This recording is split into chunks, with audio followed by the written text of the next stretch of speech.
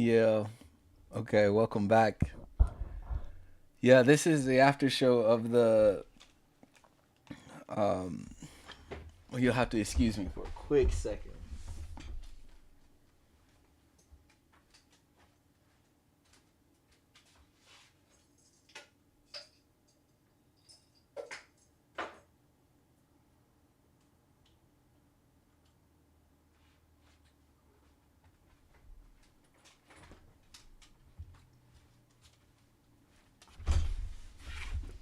Yes.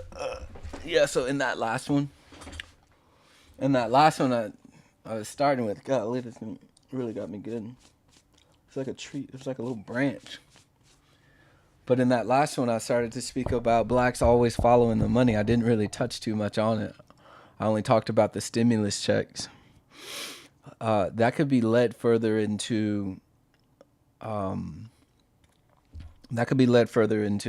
Social Security, disability, WIC, food stamps, and things like that. But I don't have the direct numbers to show the difference between black and white taking government programs. And I don't know if I don't believe that there's a clear if it's even worth zooming in on the color aspect of receiving Social Security or any type of government benefits. If that's really beneficial depends on what fight you're taking up. Are you taking up for the whole humanity, or are you just taking up for the color side of it? I personally don't like to take up for the color side of it, so that's why this after show is necessary.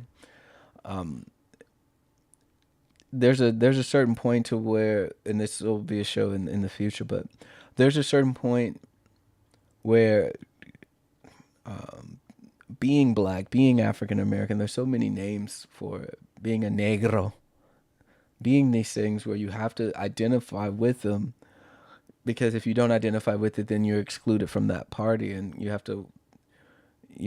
try to take the least amount of exclusions as you can.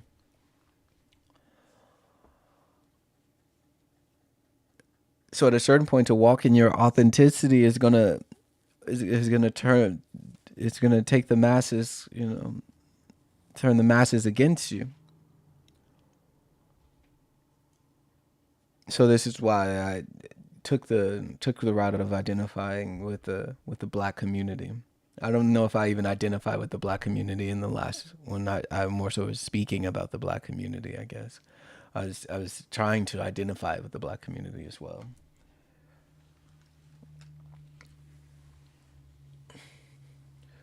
In my own life, I followed the money.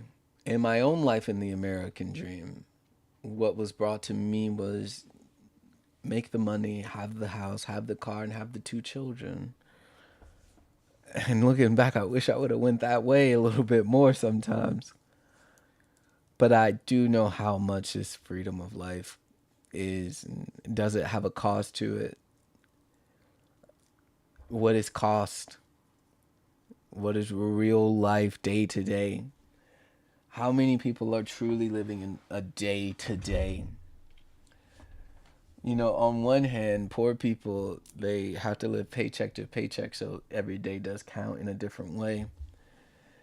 And there is something popular, popularized by theology, in the Christian theology, of the rich being the evil ones and the poor being the ones that Jesus cares about the most.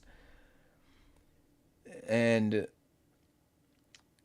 you find spirit more, so far from what I've found.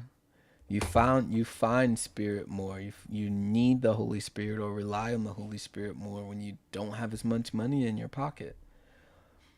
And this is the way they were able to sheep herd the masses.